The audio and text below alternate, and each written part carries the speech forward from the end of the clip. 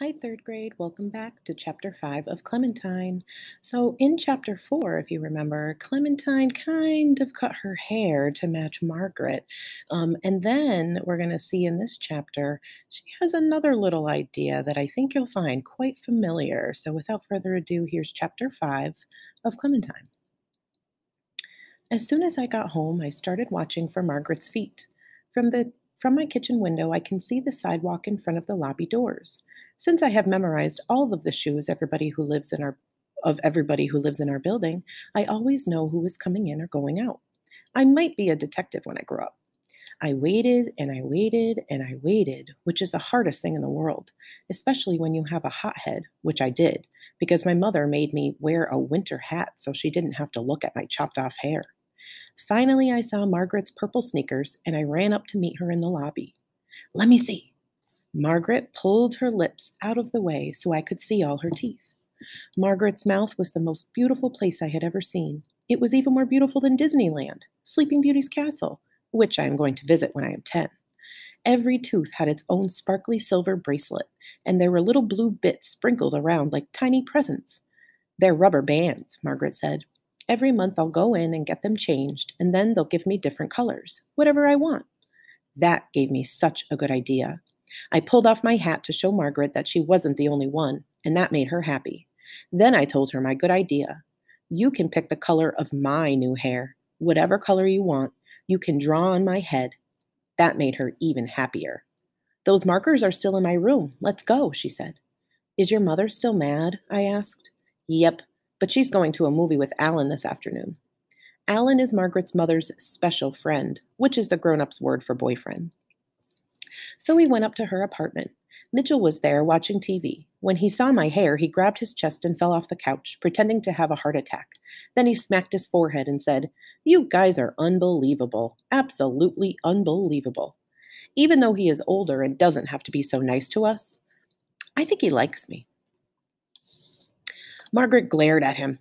Then she jabbed her elbow into my side, so I had to glare. I glared at him too, even though I didn't know why we were doing that. I'm not so sure Margaret is the easy one in that family. She dragged me into her room.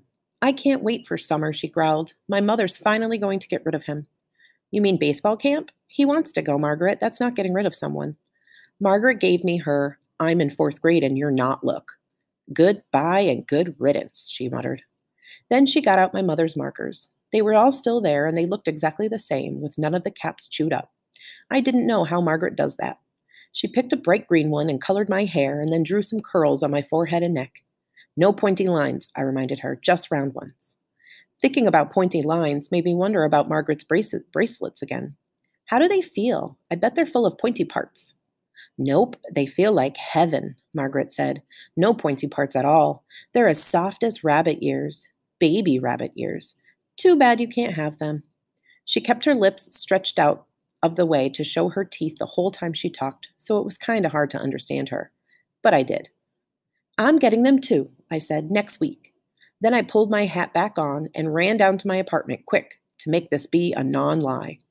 I need bracelets on my teeth, I told my mom. They're beautiful and they feel wonderful. First of all, my mother said, they don't feel wonderful. Not in the beginning, anyway. Margaret's mother stopped in earlier, asking if we had any medicine left over from when your brother was teething. She told me Margaret cried all the way home. That Margaret. Well, I still want them, next week. And second of all, you don't need them. Your teeth are straight enough. Which is the most unfair thing I have ever heard. I can feel them bending, I said, and suddenly I could. So we'd better make that appointment. Then, before my mom could get to the third of all, which is usually the worst one, we heard my brother waking from his nap. I'm coming, Radish, I called to him. Go for a walk? He asked when I came into his room. You're lucky to have me for a big sister, I told him. I have to remind him of this every day because he forgets. We went into the kitchen and I got out the walk. Nobody invented this trick for me when I was little. Then he climbed into the walk and grabbed the handles and I gave him a really good spin. He went whirling around, bumping into the cabinets, and then he got out and walked wobbly until he fell over, which he thinks is the funniest thing in the world. Again, he yelled. But I didn't spin him again, because he throws up on the second ride, and somebody has to clean it up, which is N-O-T, not me. This is called being responsible. He came over to me and pulled off my hat and pointed to my head. Green? And I thought about something. First, Margaret had straight brown hair, and we didn't look alike. Then we cut it off and colored it red, so we sort of did. Then she got bracelets on her teeth, which meant we didn't look alike. But soon her teeth would be straight, and we would. Except now I had a green head. What if we never looked alike? What if we did? See you next time, my friends, for Chapter 6.